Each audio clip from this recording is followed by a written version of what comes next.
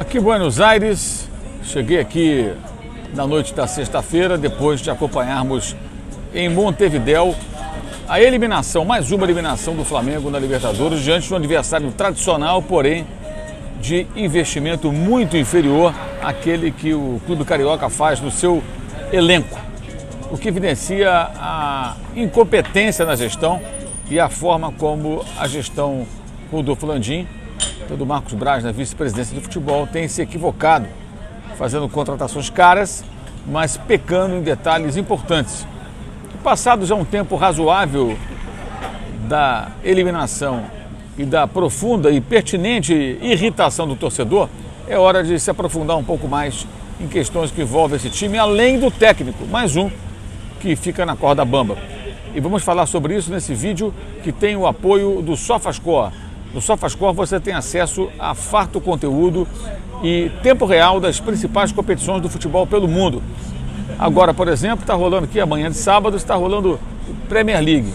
Eu, como sigo a Premier League no SofaScore, toda vez que sai um gol, começa o primeiro tempo, termina o primeiro tempo, começa o segundo tempo, termina o jogo, alguém leva cartão vermelho, sinaizinhos sonoros no SofaScore entram em ação. Especialmente do gol, que é muito preciso. E é na hora que o gol acontece, é muito rápido, questão de fração de segundo. Além disso, você pode acessar mapa de calor, estatísticas dos jogadores, dos times, das competições. O SofaScore é o aplicativo que não pode faltar no seu celular, então faça o download, o link está na descrição do vídeo e também nesse QR Code que você pode visualizar aí na sua tela, na tela do seu celular ou do seu computador ou da sua TV. O SofaScore é parceiro do youtube.com/Mauro César. Bem, gente, depois que o Flamengo foi eliminado, é óbvio que todo mundo começou a falar sobre o Tite. O Tite e tal, questionando o trabalho. Tudo bem, ok, perfeito. Até existe sempre uma confusão muito grande que alguns torcedores fazem. Você defende o Tite. Gente, eu não sou advogado para defender ou acusar. Eu sou jornalista, então eu dou as minhas opiniões. Se eu acho um técnico fraco, eu vou falar, eu acho o técnico fraco. Se eu acho o técnico bom, eu acho que o técnico bom. Se eu acho que o técnico tem qualidades, mas não é o mais adequado para aquele clube, para aquele elenco, para aquele time, eu vou dizer o contrário também. E se você acompanha meu trabalho já há algum tempo, você vai observar que quando o técnico era o Domenech, eu defendia o direito do Domenech fazer o seu trabalho. Mas concordei com a sua demissão porque depois de algumas goleadas sofridas, a última foi para o Atlético Mineiro, o técnico catalão sempre minimizava aquilo e tratava como se fosse parte do processo. Ora, vai treinar lá o Barcelona, fica tomando goleada e vai falar que é parte do processo. Não dá, time grande não pode ficar sendo goleado. E ele tinha uma dificuldade, isso ficou provado até em trabalhos posteriores que fez em clubes aí pelo mundo. O Domenech Torrent tinha, ou tem talvez ainda, uma enorme dificuldade para montar o sistema defensivo. Então, no time ofensivo, criava muito, um time muito agressivo, isso ele fazia muito bem, mas a defesa era sempre muito vulnerável. O último jogo dele contra o Atlético Mineiro, do São Paulo, ele foi extremamente ingênuo. Na época, o São Paulo montou o sistema com 3 zagueiros, liberou as laterais, os alas, e pelos lados começou a chegar com muita facilidade, construiu rapidamente o placar, fez 2-0 em poucos minutos, e o Domenech não teve nenhum poder de reação, ainda minimizou. Então eu achei que ali realmente ficou claro que não ia chegar a lugar algum. Aí foi contratado o Rogério Ceni, que acabou ganhando o Campeonato Brasileiro, o Carioca, a Supercopa e a Taça Guanabara, ganhou 4 taças, da menos importante à mais importante do futebol possível ganhar, né, aqui dentro do futebol brasileiro para o clube do Rio de Janeiro. E acabou sendo demitido. E eu fui contra a demissão, porque o Rogério não fazia um mau trabalho e foi muito prejudicado por um período de data FIFA. Desfalcou, mutilou o time, era ainda o período de pandemia, jogando sem público, o Flamengo não tinha dinheiro para contratar, tinha outras prioridades e o Rogério acabou saindo. Entrou o Renato. Eu não considero o Renato um bom técnico. Acho que o Renato é um técnico dos anos 90 em 2024. Quem acompanha o trabalho dele no Grêmio sabe do que eu estou falando. É um trabalho muito eficiente, ele é um técnico que tem um ótimo trânsito com jogadores, tem um certo carisma, é um personagem interessante, até divertido muitas vezes, embora tenha sido muito duro aí em algumas entrevistas recentes lá em Porto Alegre. Dificuldade aí no contato aí com jornalistas quando questionado. Mas o Renato não tem conteúdo na minha visão. Nada pessoal contra ele, pelo contrário, sempre quando eu entrevistei ele foi muito correto e educado, não tenho nada a dizer do Renato com relação a isso. Mas eu acho que ele não tem conteúdo como técnico para aquilo que se exige no futebol de hoje, ainda mais um elenco caro como o do Flamengo, é preciso mais. E o Renato teve ali um bom momento inicial, justamente quando o Ceni sai e voltam jogadores que estavam nas seleções, e aí o Renato surfa numa onda muito grande. O Flamengo aplica algumas goleadas e tal. Ele teve uma virtude, tornou o time mais objetivo. Era um time que definia mais rapidamente as jogadas. Elogiei isso na época, inclusive. Mas depois, quando houve outra data FIFA, o Flamengo ficou desfalcado e era preciso algum tipo de recurso a mais do técnico, isso não rolou. Isso não aconteceu. E aí o Flamengo se afundou mais uma vez. Mas chegou ali na final. O brasileiro não brigou pelo título em momento algum. Na Copa do Brasil foi eliminado vergonhosamente, tomando 3-0 do Atlético do Alberto Valentim, Atlético Paranaense, do Maracanã. E na Libertadores chegou sim à final, né? Mas acabou sendo derrotado. Um jogo que você viu ali, a bagunça tática que era o time do Flamengo. Até o erro do Andrés Pereira é muito em função dessa bagunça. Ele nunca foi o cara que tinha que buscar a bola no meio dos zagueiros. Mas se apresentou porque o time era tudo aleatório. Então o Renato não fez um bom trabalho, inclusive. Muita gente fica pegando números, percentual. Isso aí não mede muita coisa no contexto, gente. Porque alguns técnicos pegaram determinados adversários, uns disputaram determinados campeonatos, outros não. É besteira. O conteúdo e outra coisa. O fato do trabalho do Tite deixar a desejar não torna o do Renato bom. Então você pode achar que um é ruim e o outro também. Você quer o quê? Trocar um ruim pelo menos ruim? Ou algo realmente bom? Enfim, bobagem isso. Passou, não vai voltar para o Flamengo, segue o caminho dele, que seja feliz. Aí depois do Renato, tivemos Paulo Souza no Flamengo. Eu também defendi o direito de ele fazer o trabalho dele. Acabou sendo demitido porque era insustentável. O Flamengo perdeu um Campeonato Carioca, perdeu um jogo com o Bragantino, depois no Brasileiro. Os jogadores não queriam nada. Era evidente que havia uma dificuldade de relacionamento ali. E a diretoria não banca. Aí vem um ponto. Ela não banca, ela contrata os caras e não banca. Ela sempre na queda de braço entre parte do elenco, ou o elenco todo, e o jogador, e o treinador que é jogado para fora e ganhando uma gorda multa. Aí foi o Dorival. Dorival conseguiu nas Copas sucesso, no Brasileiro não disputou, não tentou nem disputar, foi uma estratégia correta, se mostrou correta, que não era só dele, era da diretoria também, é sempre da diretoria junto, tá? Como esse ano também. O técnico não define sozinho, não. Ilusão pensar isso. Mas o Dorival, ao final da temporada, acabou não tendo um contrato renovado, e aí não é o que eu penso, eu estou dando uma informação. Por quê? Não houve acerto financeiro e acharam que ele já era refém do grupo, e era de fato.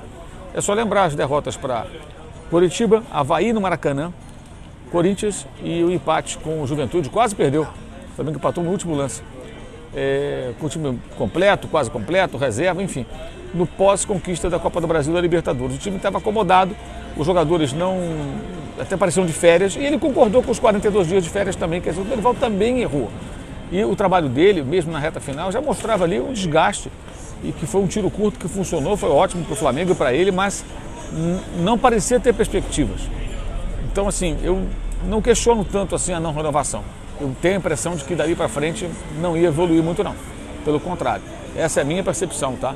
Mas eu jamais faria o que fizeram com ele, que foi não renovar, e aí ele fica sabendo pela imprensa que o Flamengo está fechando com outro técnico.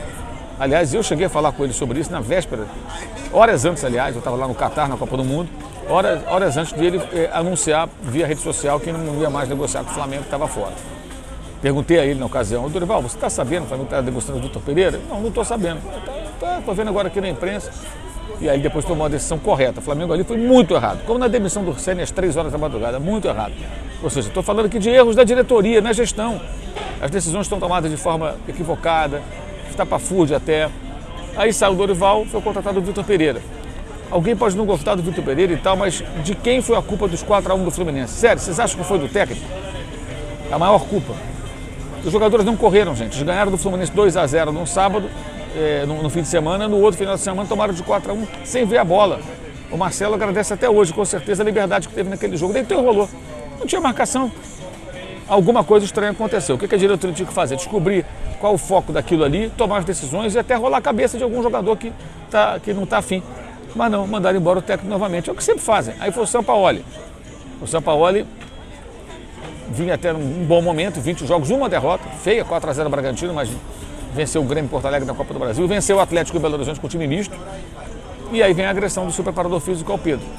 E mais adiante nós ficamos sabendo, justamente dei essa informação em primeira mão, na live depois de Flamengo 1 Olímpia 0, os jogadores não gostavam, detestavam, muitos deles, o técnico. Não havia diálogo, não tinha como continuar, ainda mais com a agressão ocorrida em Belo Horizonte. Aí insistiram no Sampaoli, deu errado. E agora o Tite. Dá para ficar trocando de novo? Não dá, gente. Não dá. O trabalho do Tite deixa a desejar? Deixa, claro que deixa a desejar. Não se trata de defender, mas eu não acredito nessa troca frenética. Há de se tentar.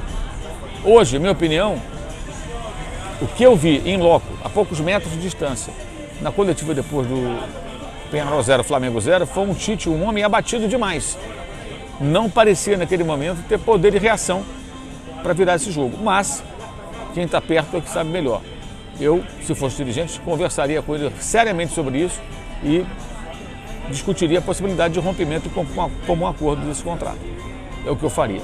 Porque eu acho que ele não parece ter forças para reagir depois dessa dura eliminação, jogando nada na Libertadores. A pergunta foi feita, inclusive, por mim lá na Libertadores, no jogo, após o jogo da Libertadores, lá no estádio Campeão de Siglo, Montevidéu.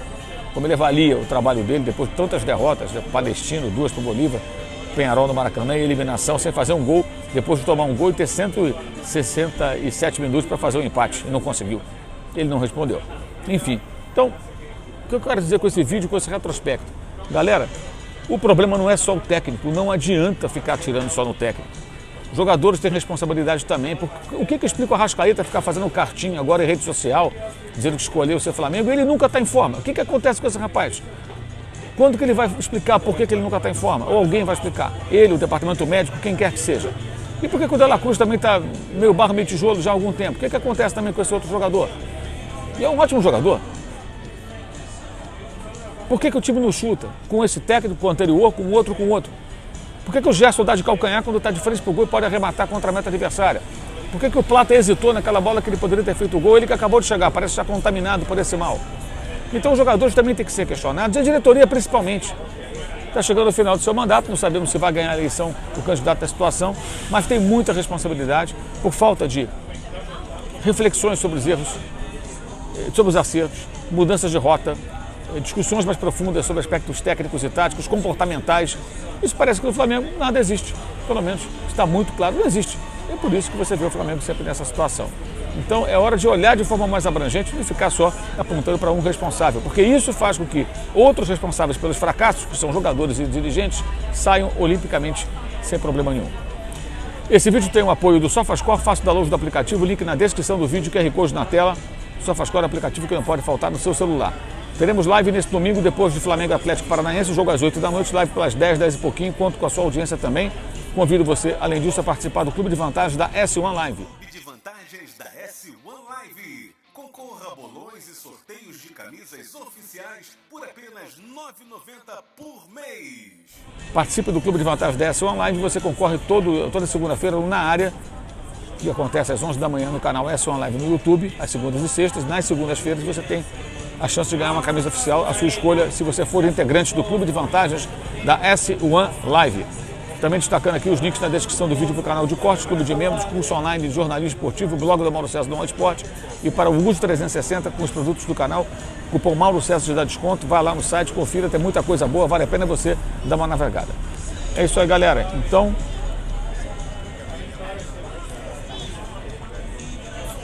deixa eu curtir aqui o meu fim de semana. No domingo tem live, a gente se fala, valeu, saudações.